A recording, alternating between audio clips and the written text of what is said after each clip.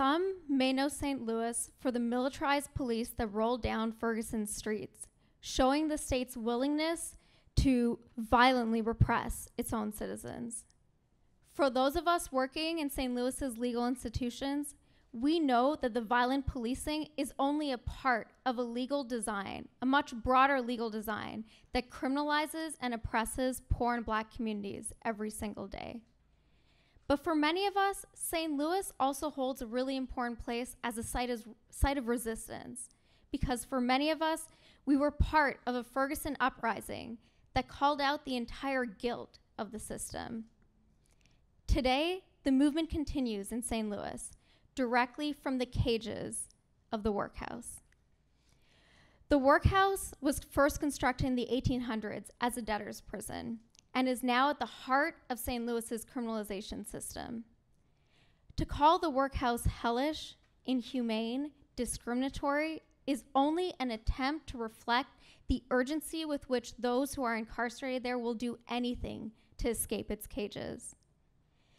At the workhouse, we've learned that 98% of people incarcerated there are there pre-trial.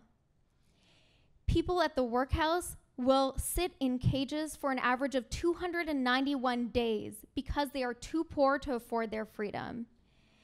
They are in absolutely inhumane conditions, with snakes and mold and rats and cockroaches in the cells, mold all over the walls, and excruciating heat.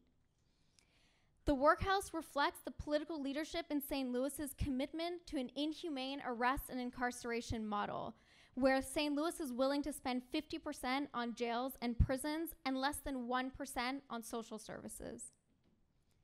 Those who are incarcerated at the workhouse know what the demands of the movement must be. They know what the demands are, and our communities have the solutions.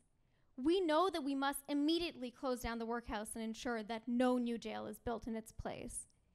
We know that we need immediate decarceration and decriminalization and a reinvestment of public funding in community design programs and services. But to have a movement that is making such radical demands that are really asking for a dismantling of the entire system, requires innovative new approaches to win. As a fellow and as an attorney at ArchCity Defenders, I have the duty and the honor to work every single day with organizers and members of our community who are fighting to win these radical demands. In St. Louis, we are working to create participatory defense mechanisms so that our people are able to get out of the jail and stay out of the jail so that they may lead the fight. We have released a new plan to close the workhouse that's been created with community that lays out the steps, step by step, to close the workhouse and create a new vision for the city of St. Louis. And hand in hand with protests and with organizing, we are also filing civil rights lawsuits that force the city to account for its inhumane and unconstitutional jail conditions and bail practices that keep communities incarcerated. We know in St. Louis that the workhouse is merely a reflection of a legacy of slavery, Jim Crow, and legalized segregation. And we know that legal approaches alone will not dismantle this system.